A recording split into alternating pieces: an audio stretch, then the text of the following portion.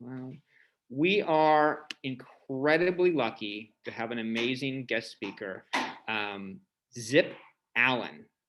Zip is works for one of the biggest brands in the world on the marketing side. I'll kind of take a walk down memory lane, and if I butcher any of this, Zip, please feel free to correct me. From Southern California, correct? Okay. Went to USC for undergraduate, then went to Northwestern, the Kellogg School of Management, got your MBA there.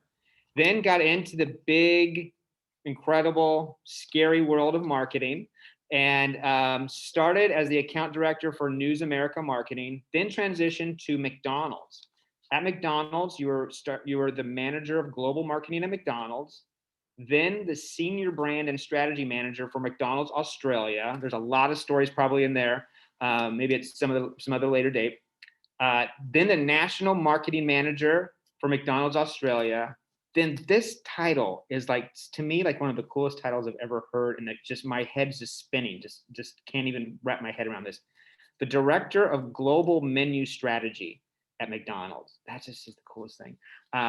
Then you transition to Yum Brands. For those of you who don't know what Yum Brands, really who Yum Brands is, they have Pizza Hut, Taco Bell, KFC, The Habit Burger, and Wing Street. Started as a senior director of brand marketing, then a VP, brand marketing and consumer insights, and then became the chief marketing officer at Pizza Hut, the CMO, which is huge.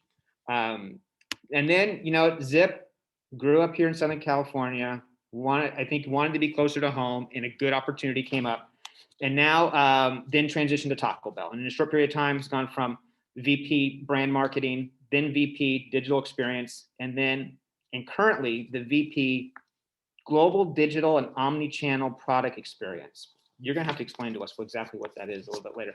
And you just recently became the board member for Reformation, which is a sustainable women's clothing and accessory company. So did I miss anything, get anything right, hopefully? You got it. Oh, good. Perfect. Great. So Zip, with that, the time is yours. Use it how you see fit. And this class right now that you're speaking to, it's Marketing 304 and Marketing 305. These are undergraduate students. It's a combination of fundamentals of marketing for non-business majors and marketing for business majors. So it's kind of that's the audience. Cool. Well, I prepared a presentation for you guys. I'm going to share my screen. Super embarrassing to have your resume read back to you. But hi, I'm Zip. As your professor, do I call you Jim or do they call you professor? You, whatever you want. It's okay. So as Jim mentioned, I lead our digital and omni-channel product experiences team. And if you look at the acronym that my team spells out, or my title spells out, our internal name at Taco Bell is DOPE. And so we handle everything from how our consumers engage with us, both in the restaurant, but also on all of our digital channels, which has been a very hot space across a lot of industries, but particularly in the restaurant industry. So I'll talk to you a little bit about myself. You've kind of already heard my resume, but we're going to talk about disruptive innovation because that's what Taco Bell does, and that's what I really enjoy. But let's keep it casual. I tend to, the chat is like very lively. Is there chat on this Zoom? Yeah. Okay. And feel free, everyone, to add into the chat. Chat culture is very lively at Taco Bell. Thank you, Megan, for saying hello. So please interrupt me. We can like go as fast or slow as you guys want to. And yeah, let's get started. Okay, so who am I? You guys kind of heard about my resume, so I'm not going to go through that again. But I, in addition to my job that I get paid for, I have a job that I don't get paid for. I'm a mom. I have 2 young kids. These are my kids here, Millie and Emmett. They are almost 5 and 2. And then we have a dog. Her name is Penny Mushroom, Mm. who's named by my then 4-year-old. And then that's my husband, Jason. So as I mentioned, as mentioned, I'm from Southern California originally. It's been great to be back for the last 2 years. And my journey from a career standpoint, I know you guys are, just getting started on your journey, or maybe even not started yet. The piece of advice I would give you is like, just be open to where your career takes you. If you had talked to me when I graduated SC on like, okay, well, number one, would I be back in Irvine, the town that I grew up in? I went to Irvine High School. I would have said absolutely not. And then number two, would I have had the wealth of experiences and be in like digital marketing and customer experience? I wouldn't have believed you. So I thought I was going to be a chemical engineer. And my career and interests took me to a very different place. And it's been a really fun ride. The other thing I will say is if you do get the opportunity to move internationally, um, take it. I lived in Sydney for 3 years. It was the biggest point of growth, both personally and professionally, probably in my life. And it was just an amazing adventure. And it made me so much more well rounded as a person, but also as a leader, friend, and marketer, which is what I do for work. So that's me on a page. But let's get into Taco Bell. Let's talk about something more interesting. So Taco Bell as a brand. Hopefully you guys are fans of Taco Bell. Hopefully you're familiar with Taco Bell. Taco Bell is about an $11 billion brand globally. We operate in, I think, over 30 countries, and we have about 7,500 restaurants. And what that means, but we're also this like very cultish brand. We're a brand that is not for everybody. And we're a brand that is, our past tagline was think outside the bun. We kind of are this brand that is very rebellious and is very specific and is very distinct in our category. We do things that nobody else is going to do. So, like, nobody else in our category is going to open a hotel, which we did a couple of years ago. And one of the big pieces that we talk about with the brand, and one of the big tension points of the brand, and tension is like such an amazing thing in brands because that's where the creativity happens, is this tension of mass and cult. And Taco Bell being as big as we are, we have to be a mass brand. We have to have appeal that is broad enough to bring in customers across our geographies, across all different life stages. And that means that we have to be able to compete with, bigger brands like McDonald's. And we have a really competitive category. So things like value for money, while that might not sound very sexy, that's like very important for us. Things like making sure that we have new, what we call category entry point. So I'll talk about fries in a second. That's very important to us because fries are something that people eat at quick service restaurants. And, up until a few years ago, Taco Bell didn't have fries. But then there's also this like amazing tension of like, hey, we have to be mass enough to attract a big portion of the population, but we also have this like cult fan base. How many of you guys are mad at us that we took away the Mexican pizza? Probably some of you. um, uh, our fans were really mad at us that we took away potatoes, which is why we actually brought them back earlier this year because we listened to the fans. And so there's like, if you go on like the subreddits of Taco Bell, like it's a very interesting place. And the cult is very active. And people are very emotionally engaged in our brand. And so we want to make sure that we are doing things to continue to fuel the cult and grow the cult of Taco Bell, but in a way that makes those cult behaviors very mass and appealing to the masses. So that's like the first thing about the brand. And that's a tension that we play with a lot that I'll talk a little bit about. The second thing about the brand is the brand embodies the spirit of an eternal 25-year-old. And I'm not 25 years old anymore. And I'm going to guess that most of you on the call aren't 25 yet. But this is kind of like what I would call our creative and design muse for the brand. And it really helps us understand how we show up in culture, how we think about innovating the experience, how we think about our advertising, our communications, our messaging. Um, and what we love about it is because Taco Bell is a youthful brand, it is that spirit of a 25-year-old, no matter where we are in the years. And so there was actually just a big generational shift that happened it's been happening over the course of the last 2 years, but like as a marketing department, we're really grappling with, well, what does it mean to be a 25-year-old today? And how does that change how you show up in culture, especially with everything that's gone on with COVID, with a new awakening around equity and inclusion culturally, at least in the US, and equality. And then, the second thing is that 25 is, you might be asking yourself, like, why 25? Why not like younger or older? 25 is very aspirational to both ages below 25. Like, I remember when I was not old enough to like have my own apartment and, drink wine and do whatever else I wanted to do that maybe wasn't legal at the age that I was. 25 was very aspirational.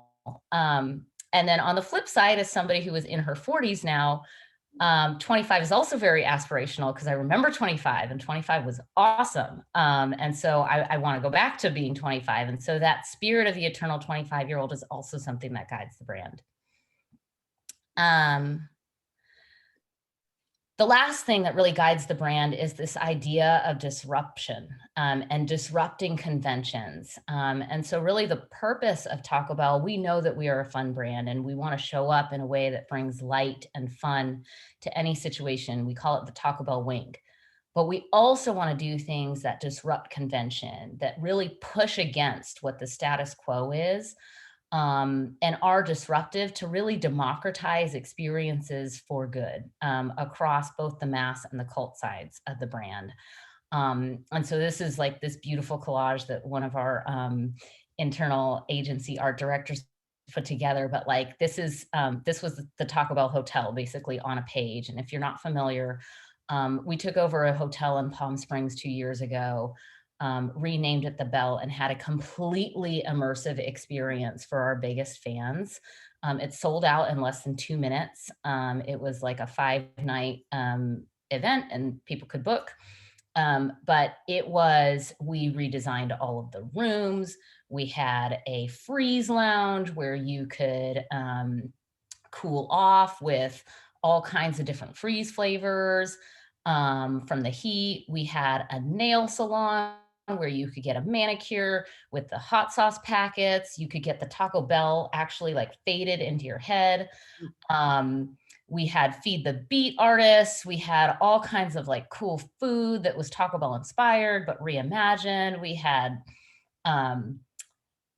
synchronized swimmers in like Taco Bell swimsuits. Like it was a completely immersive fan experience. And no other brand could do that. And also like, who would have thought that like a brand like Taco Bell could like open up a hotel and be successful at that? And so the most recent example I would use is like Taco Bell's entry into NFTs. So like we were the first brand to jump on NFTs earlier this year. And that was really deliberate of us. We always want to be first. We always want to be on the leading edge of culture. And this idea of disruption is really important to us. And so like even on our creative briefs, we will write like, what is the convention that we are disrupting as a result of this marketing activity? So I'm going to talk about innovation on the food. Oh, did I freeze? Oh dear. We can still hear you. Okay. You're good. I'm going to talk about innovation on the food side, and then I'll talk about innovation from a digital standpoint. Oh, sorry. An NFT is a non-fungible token. If you Google it, I don't really 100% fully understand it, but it's a way to drive digital ownership of things like art, or even like, I think Major League Baseball or maybe the NBA is like selling like moments, or like really key plays that like fans can actually like own. It uses some of the same technology as cryptocurrencies. So Taco Bell has had a couple of very big innovations that have propelled the brand growth over the past decades. I'll talk about Doritos Locos Taco just to talk you through our innovation process. And then we'll touch on nacho fries a little bit, and then I'll move on to some digital innovations. So this is a little bit of an eye chart, but this is our innovation process. And you can see we have a culture of creativity, and you can hopefully see that in this presentation, and even in the way that this process is put down. Like I think other companies would have like a bunch of like, I don't know, Gantt charts or whatever you want to call them, or some sort of a PowerPoint deck. But we illustrate it. And really, there's like three big buckets. We want to discover big ideas, and we have a belief that big ideas can come from anywhere and anyone. And we really want to pull that out of people. You have to design it. So, like, that's like, how do you actually think about it from a consumer standpoint? We do a lot of consumer testing. You see that there's like a circle in the middle of that because you go round and round and round. Sometimes it takes us years to figure out like new products, and they're in the pipeline.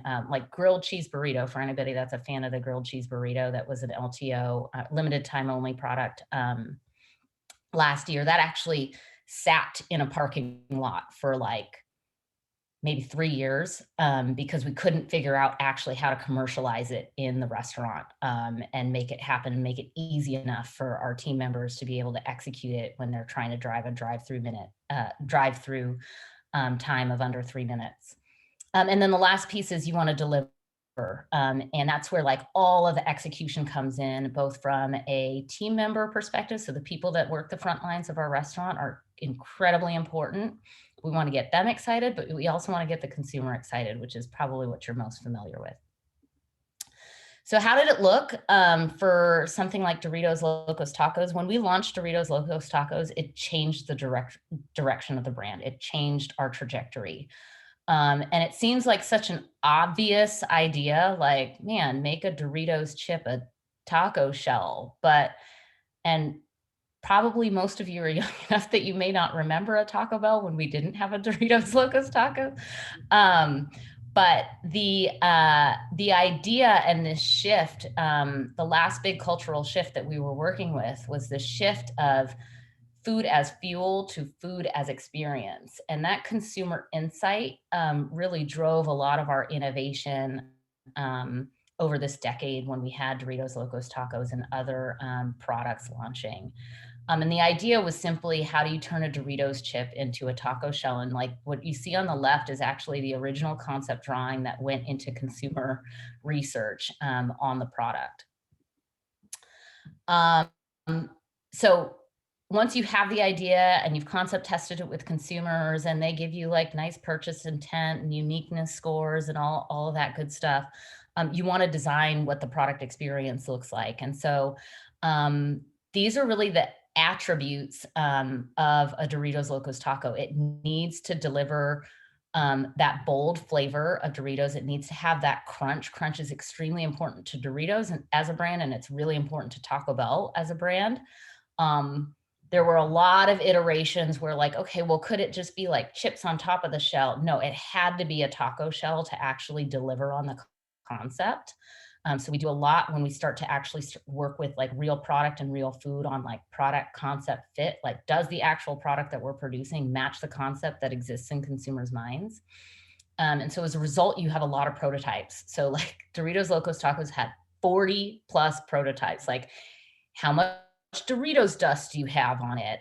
All like, do we actually, the paper shell that Doritos Locos Tacos come in, like, that was part of the design experience. We usually put things in front of consumers multiple times. We will market test things. We will put it into focus groups to get feedback on like, is it the right value for money? Is it delivering? Is it crunchy enough? Does it get soggy if you let it sit for too long? All of those questions, we take a lot of pride in making sure that we've got the product right before we launch something. The ops experience, the best ideas can go to die if we can't execute them in the restaurant. And so that's where the taco holsters came into play. Several ops tests, if you think about like when the product actually comes into the restaurant, how is somebody going to be able to tell the difference between a regular shell and a Doritos shell? And that might be really obvious when you have a nacho cheese flavor one, but when you have a Cool Ranch one and it's the same color, you could see how that could be confusing. How do you think about the procedures around like stale product? You don't want to serve stale product, but like also how do you eliminate breakage? How thick does that Doritos chip need to be? And then also just like fundamentals, like if we're gonna put all of our marketing weight behind something like a product launch as big as this, we got to make sure that the tacos are full and that they are coming out at the standard that they should be coming out at every single restaurant. And so how do we focus on that from an operations perspective? And then supply chain. So, you know, marketers, this is probably like, marketers don't really like to talk about supply chain because we're like, just make it happen. Like it's so easy. But it's not, you know, for something like this, you know, how many taco lines do you have to, how are you thinking about the forecast on this product? How many taco lines do you have to have? How many factories? What is your contingency plan? If you end up under forecasting it, we had the situation a year ago with nachos. Like I spent an inordinate amount of time trying to figure out how we get more chips so that we could continue advertising nachos because we just simply like under forecasted it by like 20%. And so how do you create that flexibility in the supply chain to make sure that you can capitalize on all of the demand that you can create from a marketing perspective?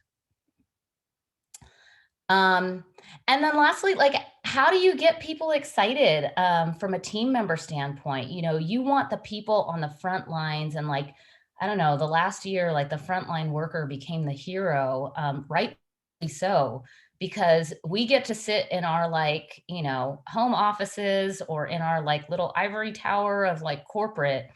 But it's actually the person like on the line in the back of a Taco Bell that has to make this product and is going to be the make or break of whether or not the consumer is satisfied and we hit our marketing objectives. And so when we have big product launches, we make sure that we get our team members excited just as much as we want to get the customer excited. Because at the end of the day, if the team member is not excited about delivering a really good experience, there is no chance that the consumer is going to have a really good experience.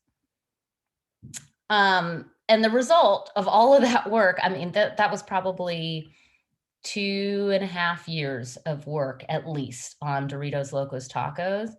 And at the end of it, you end up when you can get that sweet spot, and this does not happen very often with brands, you can end up with $1 billion platform that can flex into new flavors and can really carry the brand as like Doritos Locos Tacos is now like a very distinct asset of Taco Bell that is synonymous with the brand. And that's super exciting.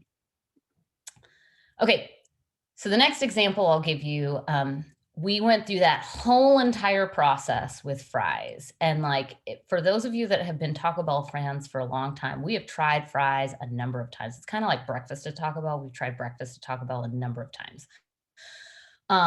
And fries is a very obvious one because every quick service restaurant, even Del Taco, has fries. And we could not crack the code because we needed to find our way in that was distinctly Taco Bell.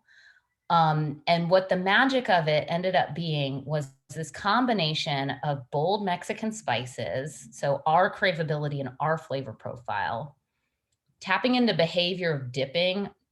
Dipping with fries is super important from like a ritual standpoint for consumers. And so what do you give the consumer dip in? They're not going to dip in ketchup coming from Taco Bell.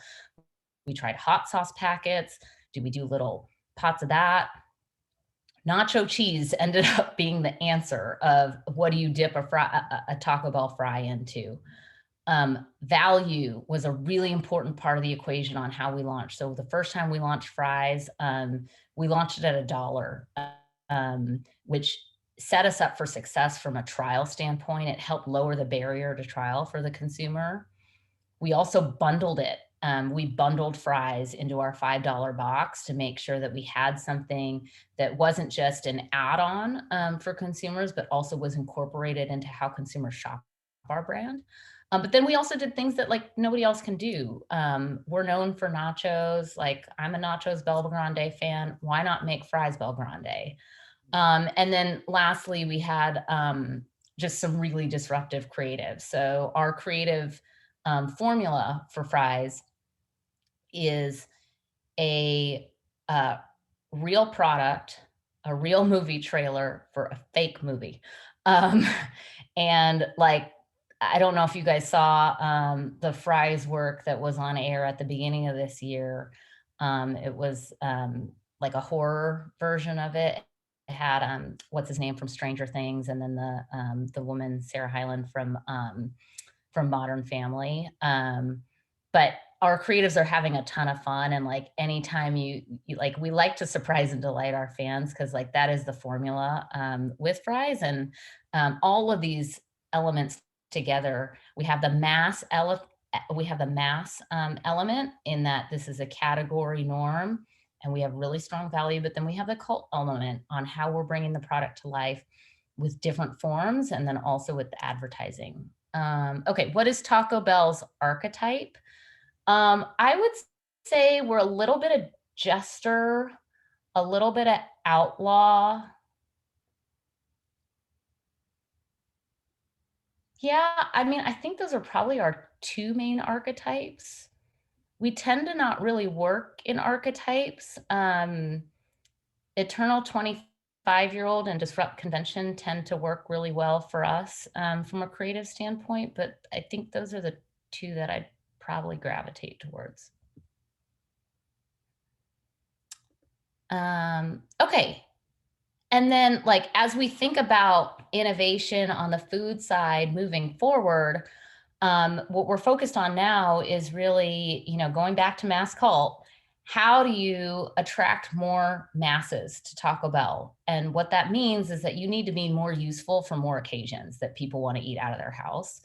And so product platforms become really important. So like fries is absolutely something that we view as a category entry point. We get a lot of new users every time we run fries.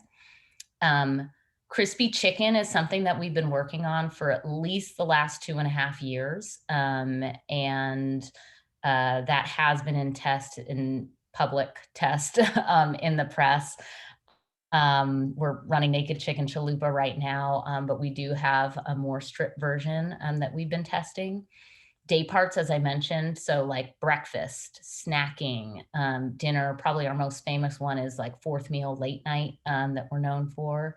And then looking at new occasions, so like groups, which during the pandemic was really interesting for us because Taco Bell is usually an individual occasion, not really a group occasion. But then when everybody was quarantining at home with their little quarantine, we had to pivot really quickly to be more relevant to groups. And so delivery played a big role in that, but also products like Nachos Party Pack, where it's like literally almost 2 feet of nachos. It's a really delicious product, and it's like a beautiful product. Became really important to us. So this is just like a peek under the tent on like some of the products that are in test right now. For anybody that like knows where the Red Hill restaurant is, off of the 5. We tend to test a lot of stuff in that restaurant. So if you want to see what Taco Bell is up to, the Cravetarian, which was our learning lab on plant-based meat alternatives, we ran that in the Red Hill restaurant, and we're like blown away by how well the consumer responded to that. We're looking at wings, just as chicken becomes like a big platform for us. We actually did a learning lab, I think in Fullerton, for that one. Flatbread tacos, which is a little bit more like center of the fairway for us. And then, as I mentioned, we've already tested this crispy chicken sandwich taco, and that's a space that I'd encourage you to watch this year for us. Okay.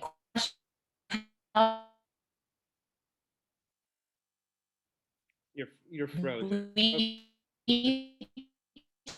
tend to, which is just like, Yeah, I think we're losing you a little bit. You're frozen. we can, like, as the team, look at it. And then we also do what's called a rapid innovation test, where we will take a DMA. So like LA is too big of a DMA. So like we'll usually go to like Detroit or like Indianapolis. We want something that like doesn't have like a coastal bias, and is more nationally representative of our consumers. So we tend to do the Midwest. And that's really just looking at like, if we merchandise something, what's going to happen with our existing base of customers. And then we'll, I'm sorry, just real quick. We lost you in the beginning. I think are you answering the question that somebody put in the chat of where do you determine the cities? Yes, I am. Okay, perfect. Yeah. So the first part of the answer, because you cut out. Oh, I'm sorry. We didn't hear that. So okay. Sure. The first part was learning labs. So we have 3 types of tests: learning labs, rapid innovation tests, and market tests. Learning labs are just like pop and drop in like one restaurant, like just a limited run of supply, maybe run it for like 3 or 4 days, as long as it lasts. And just see what happens, whether or not there's like even a there, and like whether or not we should continue to put resources into it. Both Cravitarian and Wings were good examples of that. A rapid innovation test is basically just putting up some merchandising in the drive-through and seeing whether or not people buy it. And so that's more like we'll take an area like a Detroit or like a Indianapolis or even like Dallas or somewhere in the middle, so that you don't have the bias of the coasts. And we'll see what happens with our existing base of customers. And then for market tests, we'll usually reserve that where we'll like actually do a full media campaign and buy media within a DMA. And we'll look at whether or not we're able to bring in new users and like what the incrementality of those new users is in a market test. Good question. Okay. I'm going to switch gears from food to experience. And really, if you think, and this is probably like more what my team spends a lot of our time working on. Our vision for the experience is we want to make it as cool as the brand. So like, I think, you know, when you look at quick service restaurants, it's kind of all the same. Like, everybody has an app. It's pretty easy to order from. There's there's a drive-through experience. The restaurant may or may not be updated. And it feels like, especially for a brand as distinct and as cool as Taco Bell, like there is a very big disconnect between like what I see on TV, what I see in social, what exists in my mind about the brand. And then when I actually like pull up to your restaurant at that moment of truth to get my food, how do I feel about your brand there? And so that is what my team's vision and like the problem that we're trying to solve is. We want to make that experience just as cool as how the brand presents in all of the rest of our channels in our communication. And so to do that, that means that we have to really fall in love with consumer problems. We basically like have 4 pillars that we work against. One is thinking about the restaurant experience. The second is like thinking about digital innovation in the way that we think about product innovation on the food side. The third one is really thinking about how we bring that the experience to life across the channels, and really leveraging our channels very specifically to talk to different consumer groups, to help with that tension of mass cult, and to surround the consumer with something that is really distinct. And then the fourth pillar is really around how do we get serious about customer data? If you're in the digital business, you're in the customer data business. And how do we leverage the data to personalize and test and learn and continue to iterate the experience? So the first thing that we do on the experiences, it means that we have to fall in love with consumer problems. And so we did some foundational work to really understand, like, what does the journey look like, depending on the mindset and the particular mode that the consumer is in when they're coming to Taco Bell. And this is just one example of a journey where, you know, the journey is like pretty much the same. You're going to choose to come to Taco Bell. You're going to have to order somehow. You're going to get your food. You're going to make sure that it's correct. You're going to eat it, and then you're going to feel a certain way after you eat it. But what is helpful about this is there's a lot of texture in work like this. And so we have like pages and pages and like lots of video interviews of what this journey looks like for different user groups, so that we can start to pinpoint problems that are consistent across the groups, but also specific to individual groups. And like basically it comes down to 4 big problems that we're trying to solve.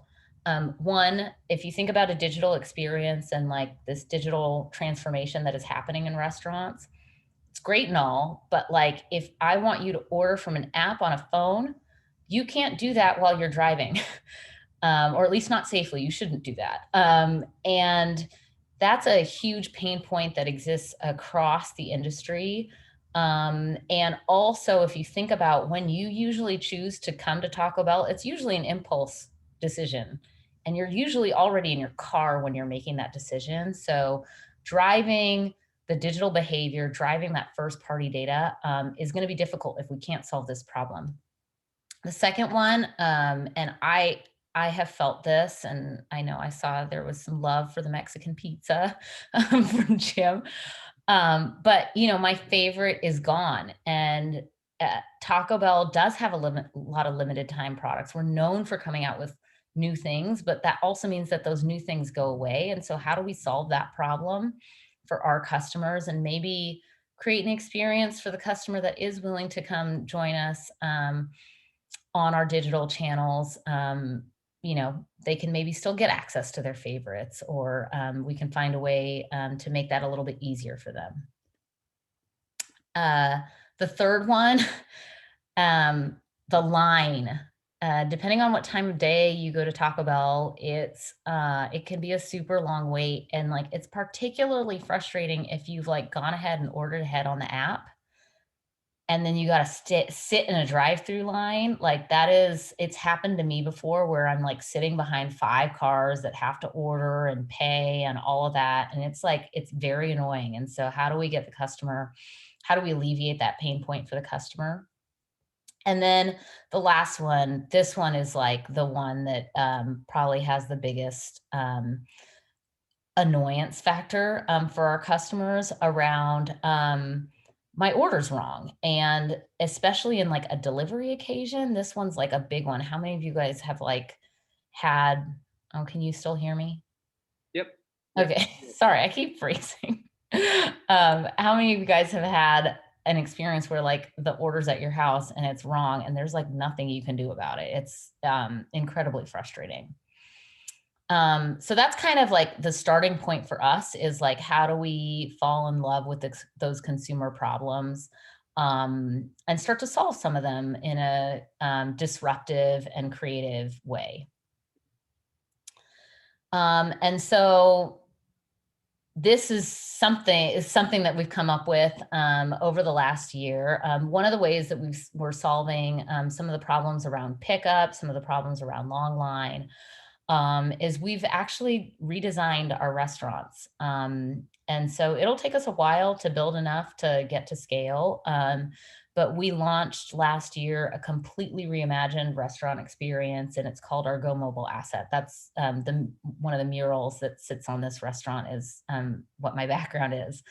But it is a traditional QSR experience that is reimagined as a mobile first experience. And so what that means is we're behind on mobile parking and pickup shelves. And so we're installing those in all of our locations, not just these ones. But also, like, how do we create a different experience for a customer that has ordered ahead and create a mobile pickup lane where you can stay in your car? We don't have to, disrupt the team member by bringing it out to your car with something like curbside, but we can just create a lane where, like, you can just go in and pick up your mobile order and not have to wait in the line behind people that haven't ordered yet.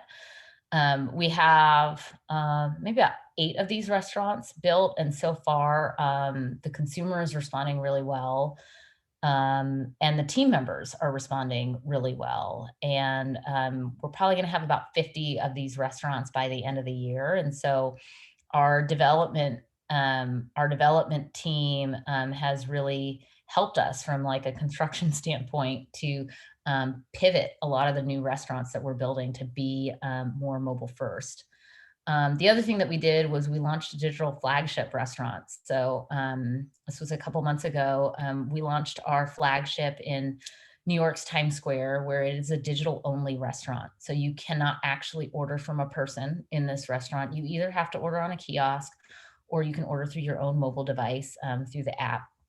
And then I don't know if you can see in the corner there, those like purple cubes are pickup cubbies that keep the food warm, and they have an interface where you can actually put in your code from your mobile phone and pick up the food. So, like, if you don't want to, you don't even have to, like, stand in a line.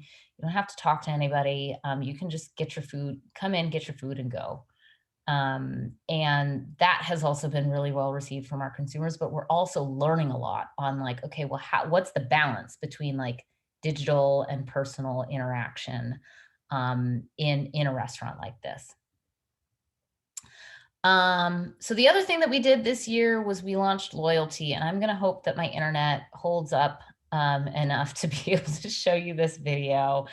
It might be choppy, and I'm just going to apologize ahead of time, but let's try it.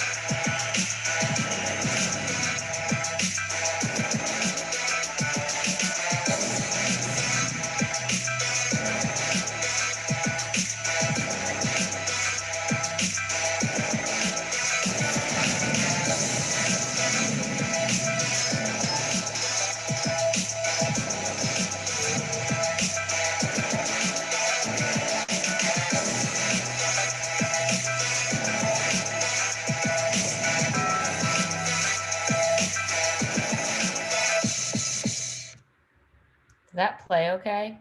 It was great. That was really cool. Great. Okay, cool. So we launched our loyalty program, and it was really a test. It was just on our app. We launched it in July of last year. We're about to anniversary the program. And I can't tell you how many members we have, but I can tell you that it is doing exactly what we thought it would do. So visits are up for people that, like, pre-post that join the loyalty program. Spend is up. We have like 5 users that have spent over $5,000 at Taco Bell in like a 9-month period.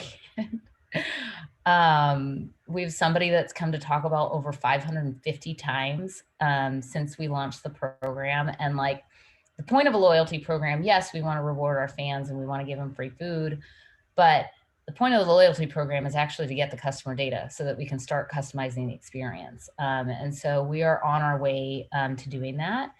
And this year we are looking at expanding the program beyond the app so that we can start to recruit more customers in the program now that we know that the financials and the economics of the program are working as we want them to. But I will say our loyalty program is really about giving the best experience for our best fans. Back to that mass cult, like if you are gonna download the Taco Bell app and join the Taco Bell loyalty program, chances are you're a pretty big fan of Taco Bell, and I would consider you a member of the Taco Bell cult. And so we wanted to make sure that our program wasn't just about like earn points and get free food. Anybody can do that. But we started to play with our program in a way that leverages some of the equities of Taco Bell. So I'll give you 2 examples of how we've done that. The first one is with our Steal a Base, Steal a Taco program. Hopefully you're familiar with it, that when somebody steals a base at the World Series, it unlocks free tacos for America. Mookie Betts did that for the second time in his career on his second team this year. And usually what happens is it unlocks free tacos for America, but there's like a specific day that you got to come into Taco Bell and redeem it. For our loyalty members, and because we have a digital first experience with loyalty, we were actually able to release the free taco into our customers' accounts immediately after he stole the base. So I remember watching the World Series at home on Slack with my team. And like, you would have thought that we were like trying to launch a spaceship because it was the first time we had done it. And we like, didn't know, we thought that the technology would work, but we were like, we're not sure if like everybody will get it. And this tweet on the left is exactly how we wanted our fans to feel. They like, look at the pride in that. Like if you guys were a Taco Bell rewards member like me, you'd already be able to redeem your Doritos Locos Taco. Otherwise, you have to wait until October 28th while supplies last like an idiot. And so like those bragging rights of like, hey, I got something that was special and I got an unlock before anybody else because I'm a member of the rewards programs is exactly the emotion that we want our fans to feel. The second one was more recent. So this one was like an operational hurdle, I will tell you that. And we started to do it more. But because we run limited time only products and they come out and our fans anticipate them, we wanted to make sure that we had an idea of like, hey, can we actually like give the product early, not for free, just like give early access to buy the product first, to taste it first, to be the first to post about getting the quesalupa at Taco Bell. Can we do that? And so we did that with quesalupa. We actually did it again with potatoes and did it again with naked chicken chalupa. But the quesalupa was the first time we did it. And I can't read the whole tweet because there is some language in there, but you can read it.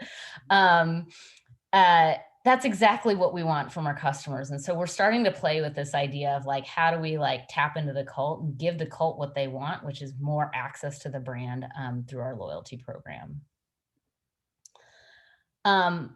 It's not all sunshine and rainbows when we innovate. And I alluded to it on the Doritos Locos Tacos when I was talking you through the innovation process, but even on the digital side, learning and failure is absolutely part of the process and you have to embrace it. And I would say that you have to embrace that for yourself in your career as well.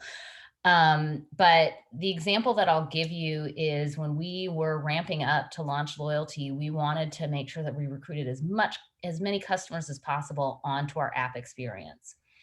And we were like, oh my gosh, so the Chalupa Cravings Box is one of our most popular menu items. What if we gave away a free Chalupa Cravings Box to anybody that came through the Taco Bell app and gave us their information? Great idea. Awesome. So we turned the marketing engine on. We ran media for like 3 days before, telling customers that, hey, it's June 30th. You got to come in for that free box. You guys, June 30th was like probably one of the worst days in my career because so I get up really, really early. I get up at like 5 every morning. At 5:30, I got a ping that like, hey, Zip, like the servers are like not responding well. The traffic is too high. And then the marketing and the technology teams spent probably about the next 12 hours together on a conference call bridge, trying to problem solve and troubleshoot because our customers the entire day saw the falling taco on the left that you see. It was super painful because we spent a ton of money on media. I had to apologize to our executive team. I had to apologize to our franchisees. I had to apologize to our team members in the field. Like it was bad.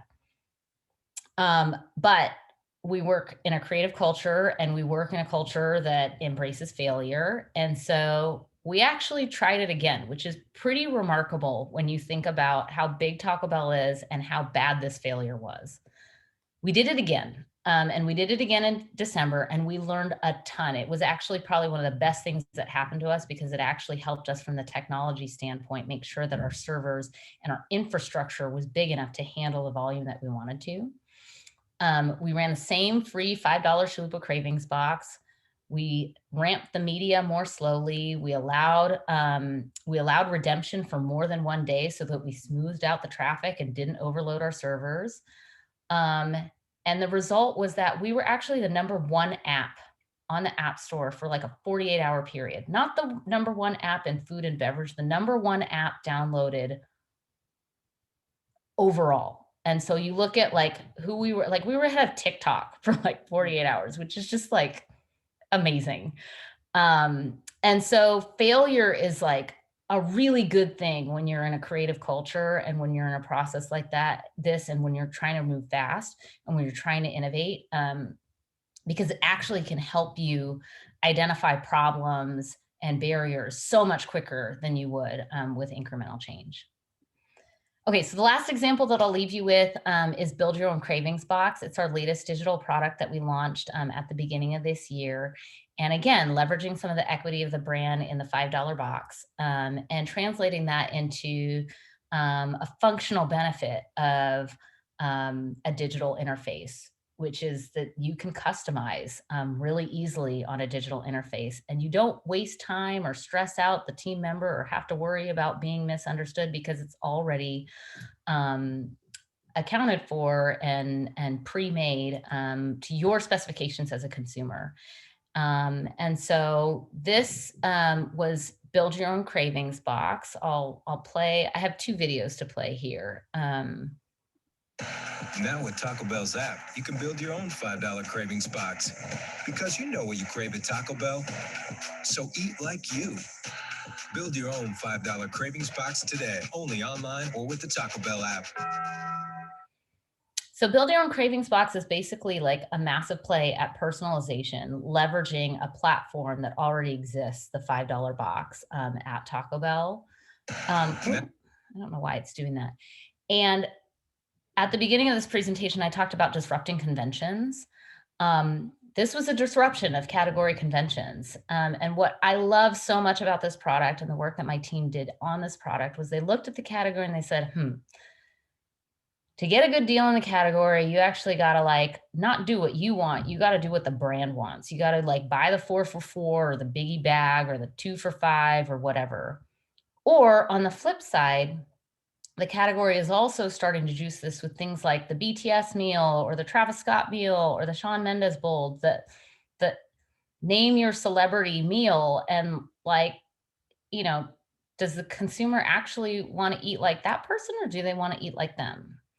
And then we married it up with a brand truth, which is that everybody has their own Taco Bell order. My Taco Bell order is a cheesy gordita crunch, sub beef for black beans, and put in a Doritos Locos shell instead of a regular shell. Like that's a very custom order. And I highly encourage you, if you haven't tried the DLT shell in the cheesy gordita crunch, it will like change your life. But like this Instagram post is like, again, tapping into the cult. Like it's a thing that people brag about, is like, what is their Taco Bell order? And it's very customized to them, because customization is part of the brand, or customization relative to our competitors. People customize at Taco Bell much more than they do at other brands. And so that's where the core brand truth, combined with what's the convention that we want to disrupt, really was an unlock for us on creating this product, and also positioning this product in a highly emotional way for the consumer. So we ran a campaign called Eat Like You, and that wasn't just about Eat Like You from a consumer standpoint with like that food, with the food advertisement that I just showed you. We ran a campaign that actually leveraged a lot of diverse and what we call co-cults of the Taco Bell cults in the ad. And I'll show you the ad in a second.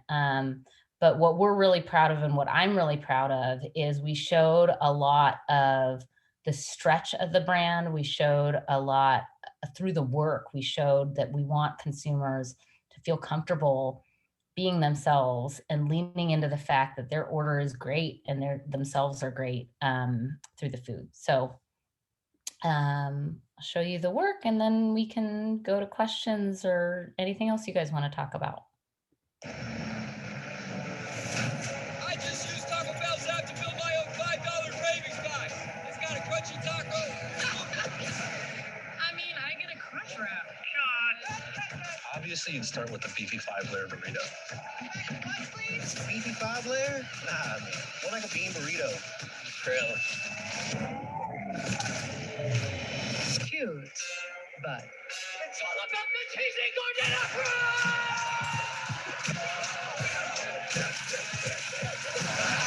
Twists versus chips and cheese sauce. It's the twist for me. How can you do this to me? whatever. As long as I have my Baja Blast. Hey, me too.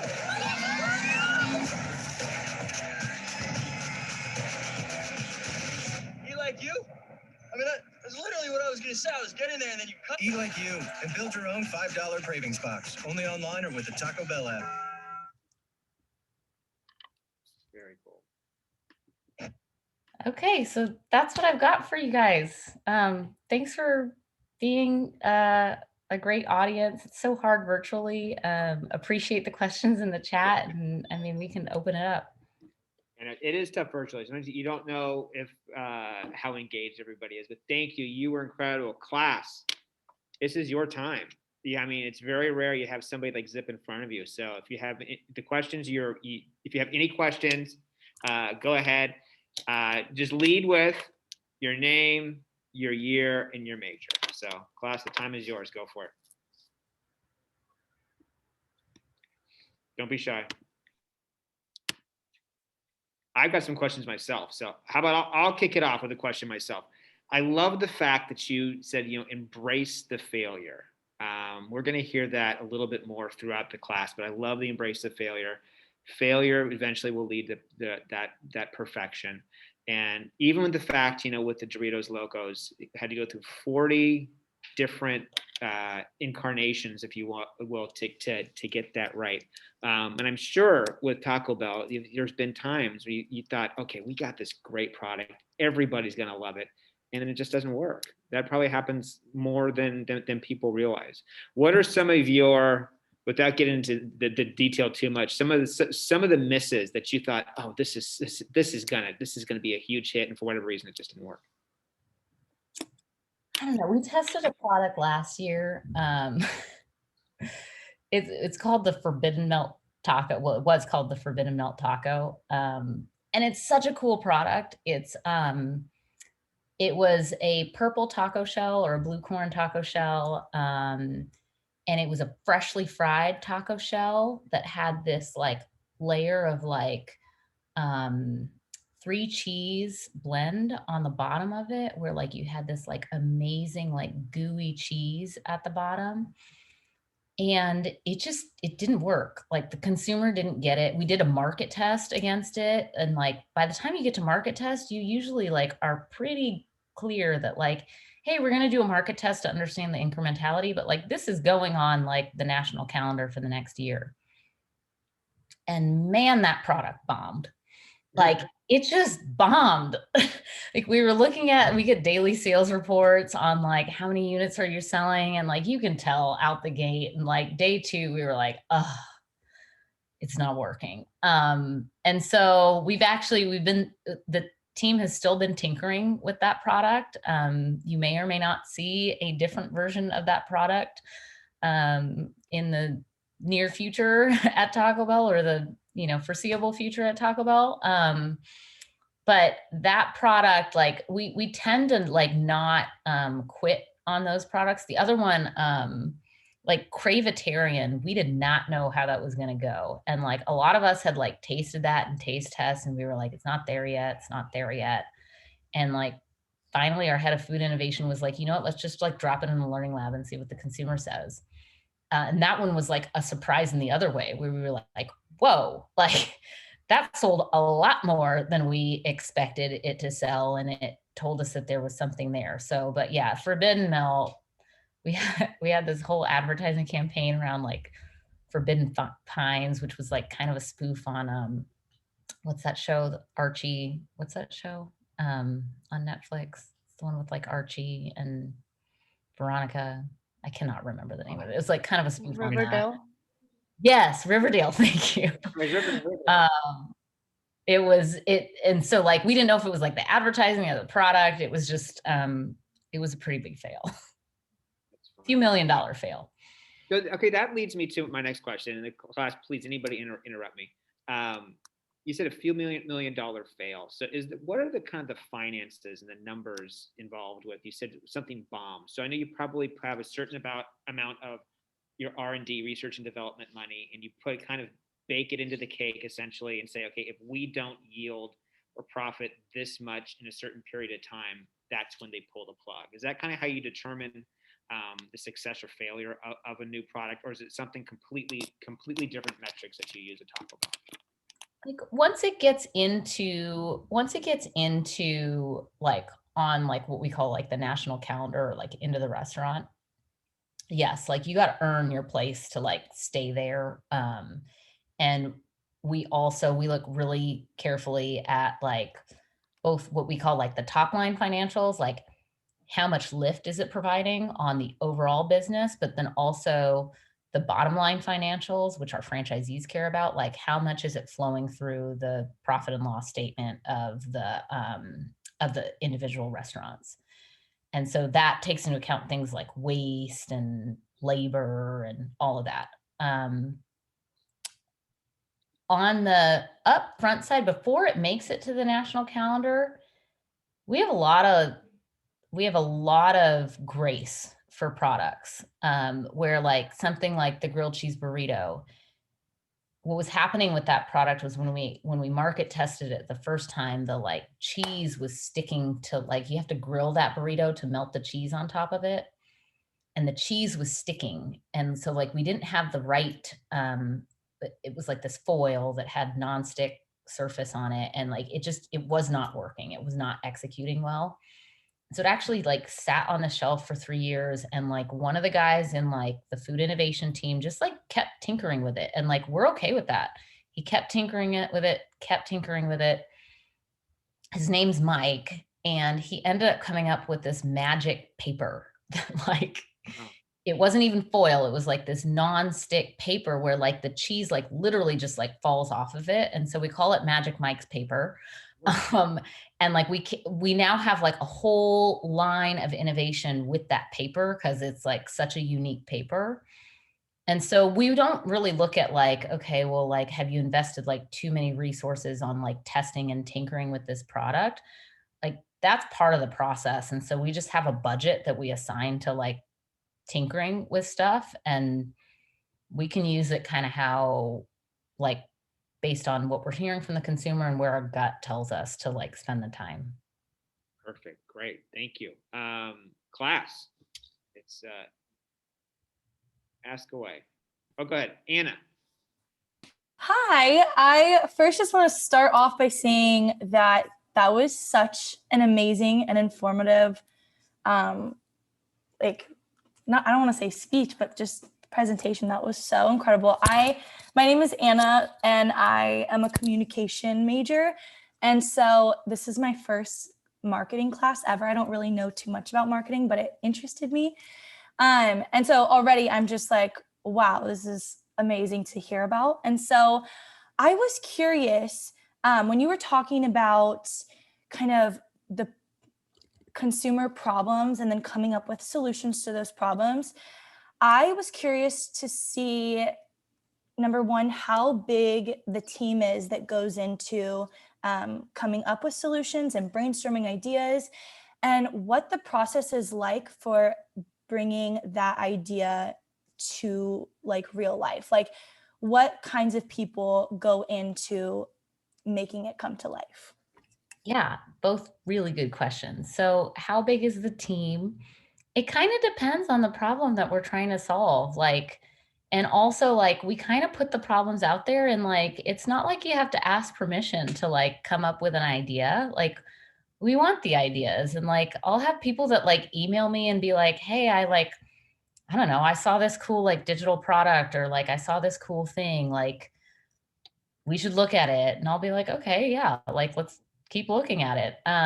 But like we do have like formal ideation sessions. So like on the digital and omni-channel side, and then also on the food side, we have like, we do these food safaris where like you'll go out and you'll like let's say we want to know about chicken, or let's say we want to know about like eat vegetarian or whatever. We'll like go see like where the edges of like that exists, and we'll like go try a bunch of chicken or understand what's going on in that piece of the category. The other thing is we'll look for diverse teams to solve those problems. And so like you want like diversity of thought, but then you also want like dedicated headspace. So like in 2 weeks, we have like a hackathon on like, how are we going to I probably can't tell you what the disruption, what the convention we are trying to disrupt, I guess value. How are we going to disrupt digital value in our category? And so we have like 2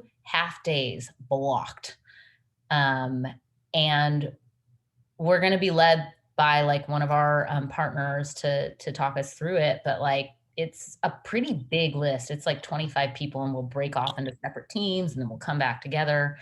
And so it kind of depends. And then like actually bringing it to life, usually it'll be like a brand manager that'll like bring it to life, and it's their accountability to like work through all of the hurdles that come up on like, okay, do we have enough resources to actually build the thing? Do we have the supply chain?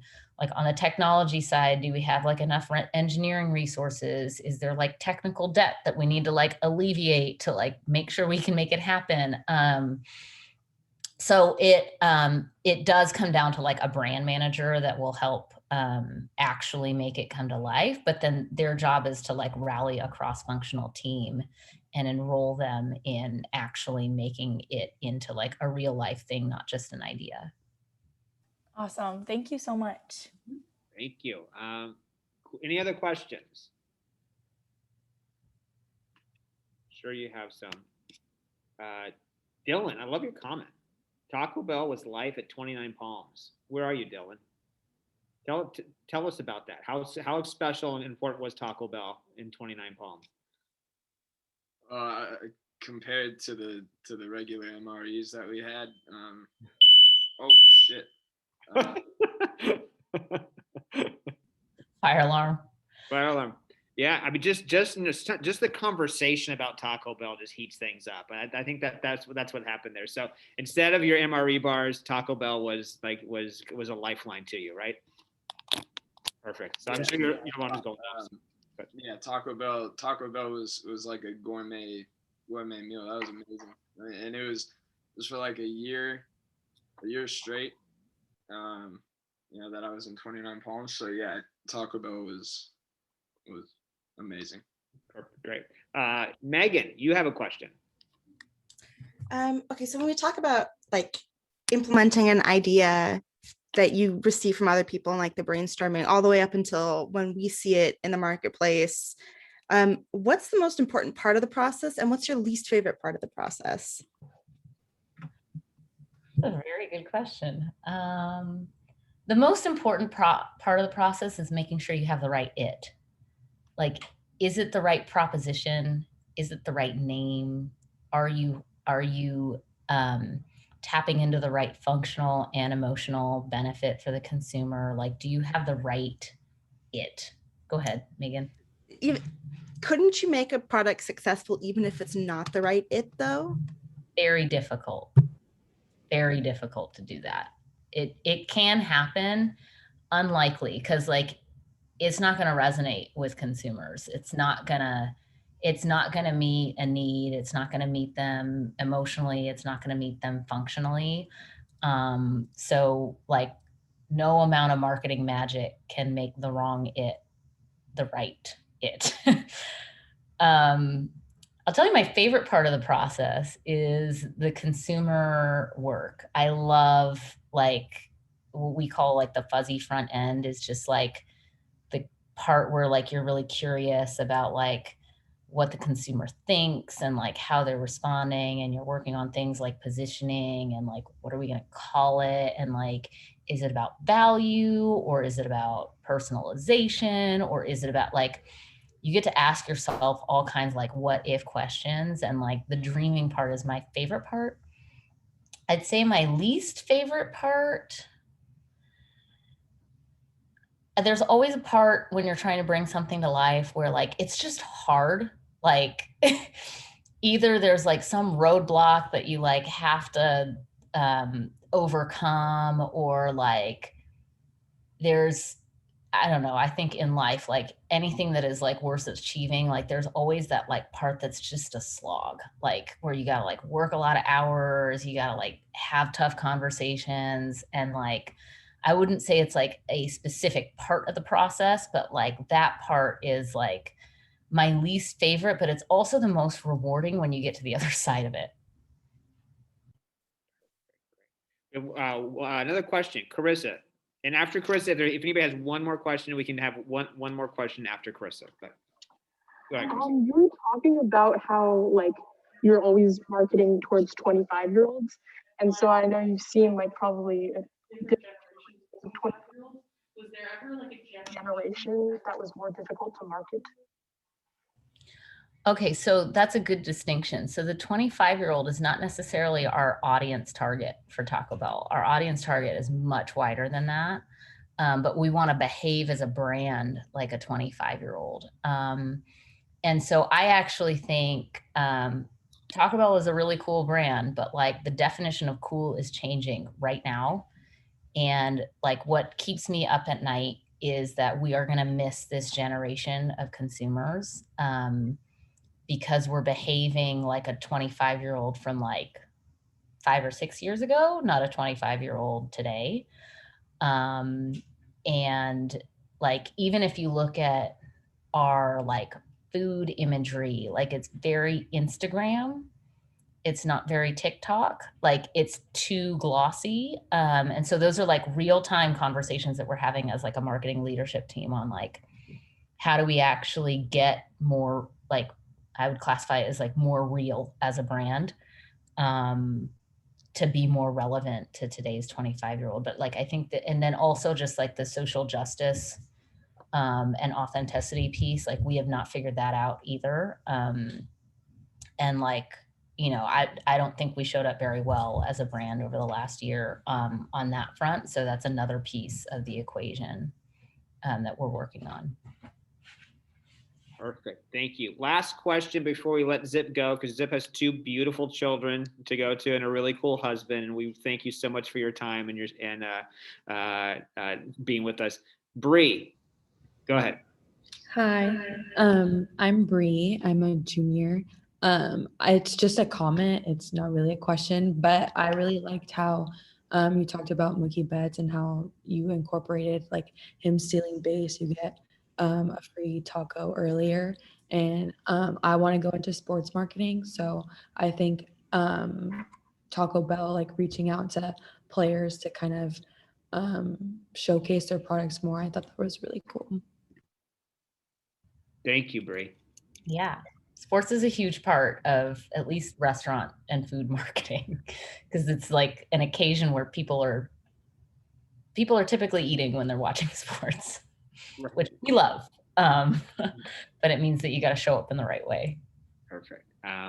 Well, Zip, thank you so much. I don't know if I can thank you enough. This is great, incredibly informative. We kind of got a look a little bit behind the curtain at Taco Bell.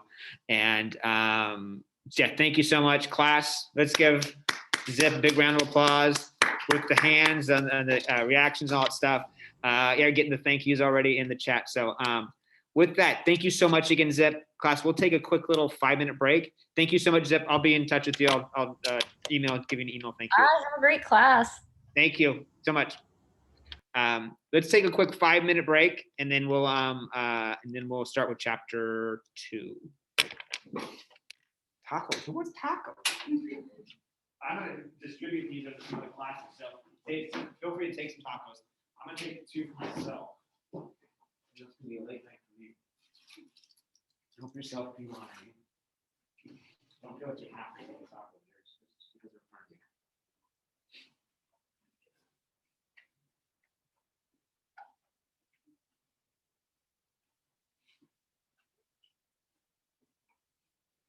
Those are soft and those are hard. Thank you. Oh, you're welcome. You're welcome. Thank you. She had them sent over. Yeah. Thank you. You're welcome. Do you want me to talk? Oh, no, I'm good. Thank you, guys.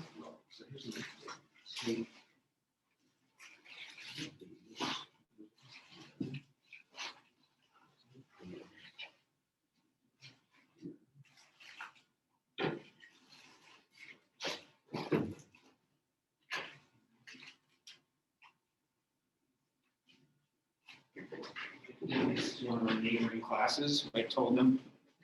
I have some tacos.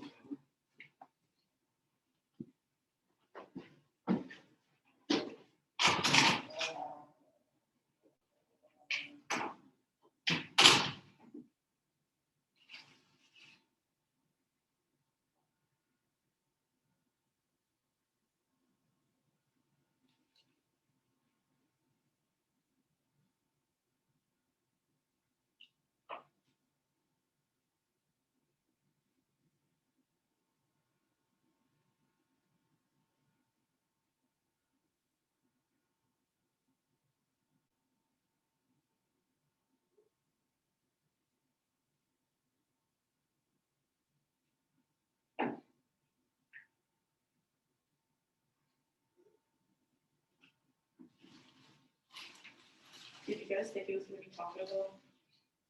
Did you have any guesses? I have no idea. For some reason, I really thought it was going to be In-N-Out. Really? Yeah. I had no idea. You're just like, oh, there's gonna be food, and I was like, okay. Were you guys here yesterday? I was.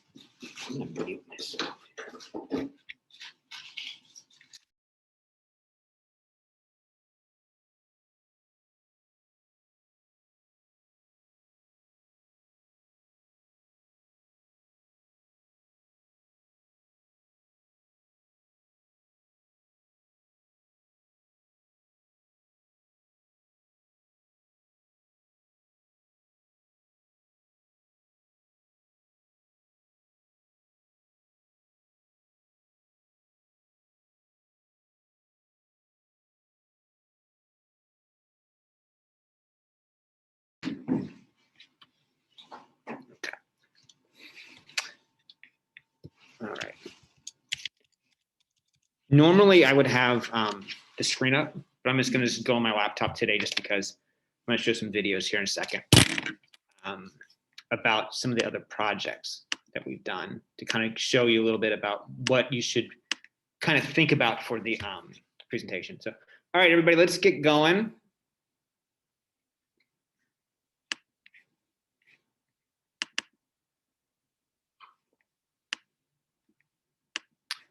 All right, cool. We'll get going here. You guys turn your cameras on. That would be great, as much of you who can.